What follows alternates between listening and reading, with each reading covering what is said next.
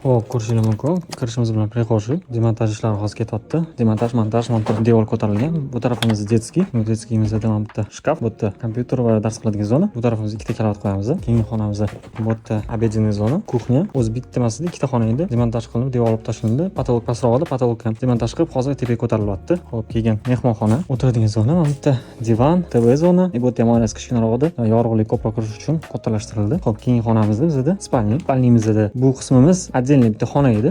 Как kladovka sifatida ishlatishardi. Buni biz unumli foydalanish uchun bu tarafimizni garderob, bu tarafimizni sanuzel qildik. Bu yerda oyna bor edi, oynani yopib, sanuzel uchun отдельный furtочка ochdik. Kattagina sanuzel bo'ldi. Bu tarafimizda удобный garderob. Spalnining o'zi kichkinaligi hisobiga shkaflar hammasi garderob ichiga kirib ketadi. Bu tarafimizda makeup zona. Bu burchagimiz polni kalavat turadi. Kalavat orqasida отдельный polочка qilinadi. 20 sm, 25 sm-lik встроенный rozetkalar bo'ladi va как tumbani o'rnini bajaradi. Xo'p, agar proyektimiz sizlarga yoqib qolgan bo'lsa, like bosinglar, kuzatib boringlar, xarid jarayonini qo'yib boramiz. Hammaga rahmat.